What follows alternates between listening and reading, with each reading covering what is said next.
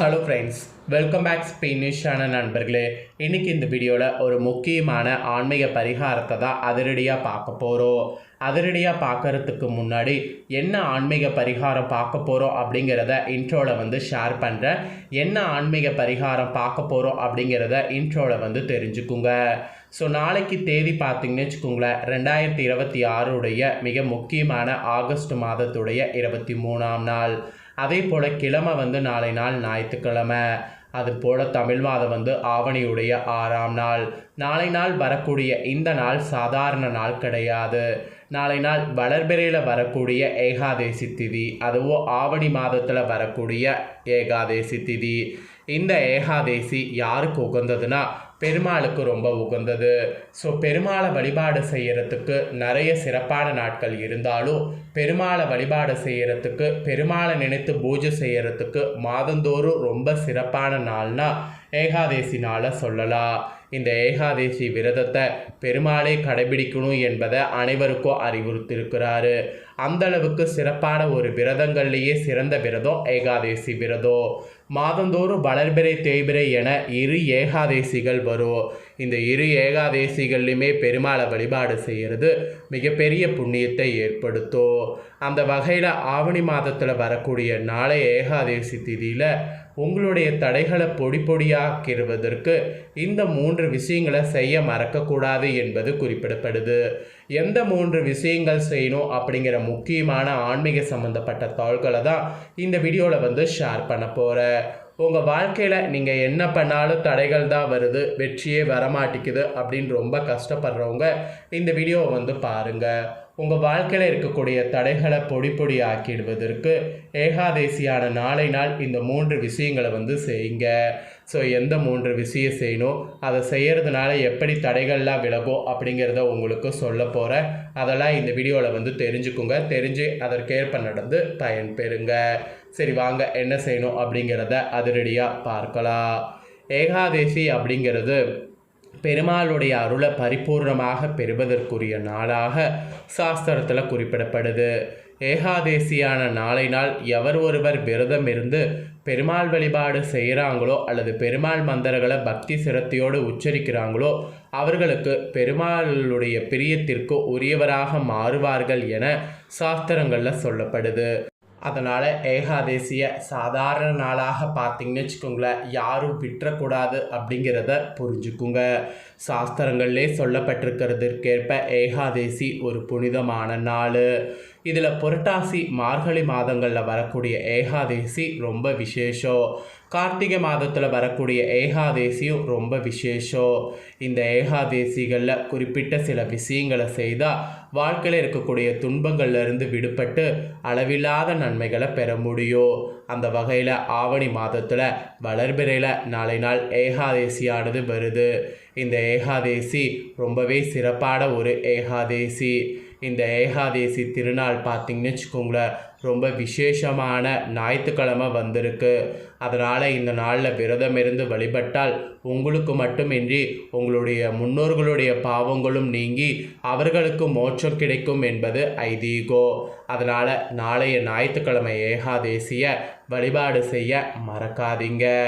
Actually இந்த ஏகாதேசியில் விரதம் இருந்து பெருமாளை வழிபாடு செய்திங்கன்னா பிறப்பிறப்பு சுழற்சியிலிருந்து விடுபட்டு மோட்ச நிலையிலான வைகுண்டத்தை அடைய முடியும். நாளை நாளில் குறிப்பிட்ட சில விஷயங்களை செய்வதால் வாழ்வில் இருக்கக்கூடிய தடைகள் அனைத்தும் நீங்கும். நம்மளுடைய வாழ்க்கையில் வளர்ச்சி மற்றும் முன்னேற்றத்தை அடைய செய்யும். அதனால் நாளைய ஏகாதேசி அன்னைக்கு என்னென்ன விஷயங்கள் செய்தால் தடைகள் நீங்கும் அப்படிங்கிறத இப்போ தெரிந்து கொள்ளுங்கள்.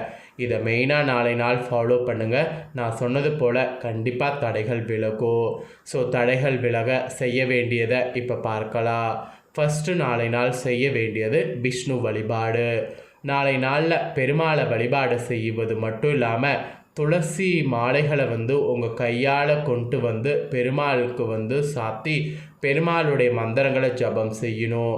அதோடு பெருமாளுக்கு பாலபிஷேகம் செய்து வழிபாடு செய்யணும்.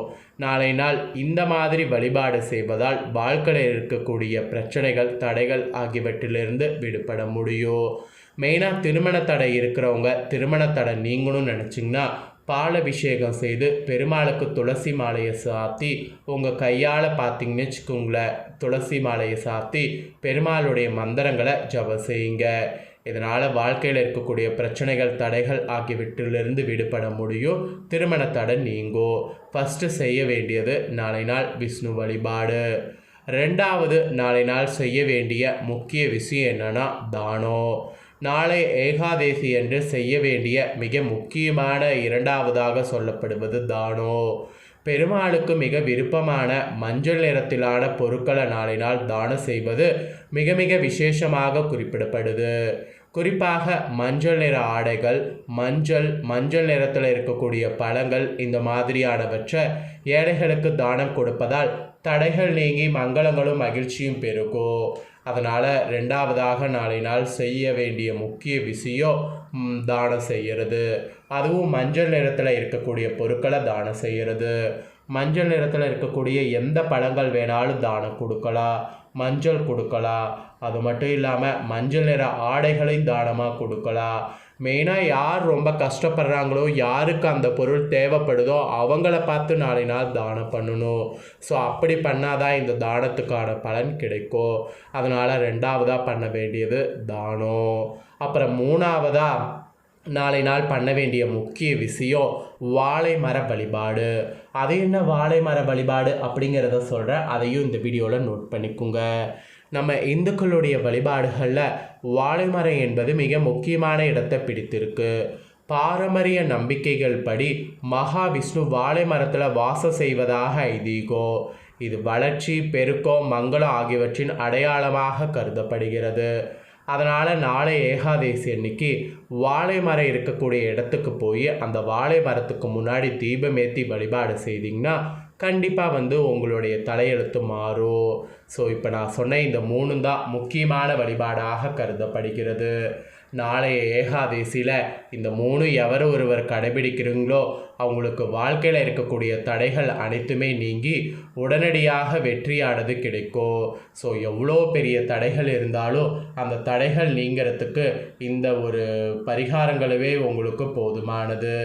இதை நீங்கள் நம்பிக்கையோடு செய்து பாருங்கள், நல்லது நடக்கும்.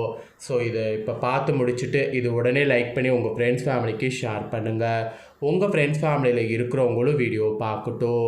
அவங்களும் நாளை நாள் ஏகாதேசியுடைய சிறப்பை இந்த வீடியோவில் தெரிஞ்சு நாளை ஏகாதேசியில் என்ன பண்ணுமோ அதை பண்ணி பயன்பெறட்டும். இதே போல் புதிய தகவல்களை தெரிந்து கொள்ள மறக்காமல் நம்ம சேனலை சப்ஸ்கிரைப் பண்ணுங்கள், கூட பெல் பண்ண ப்ரெஸ் பண்ணுங்கள். அதை நீங்கள் பண்ணிட்டீங்கன்னா இனி நான் போகிற மற்ற அப்டேட்டான எல்லா வீடியோஸும் உடனுக்குடனே தெரிந்து கொள்ளலாம். ஸோ மறக்காமல் சப்ஸ்கிரைப் பண்ணுங்கள், கூட பெல் பண்ண ப்ரெஸ் பண்ணுங்கள். நெக்ஸ்ட்டு இதே போல் சுவாரஸ்யமாக வேறொரு நியூஸில் உங்களை சந்திக்கிறேன். சப்ஸ்கிரைப் பண்ணி பெல் பண்ண ப்ரெஸ் பண்ணுங்கள். நன்றி, வணக்கம்.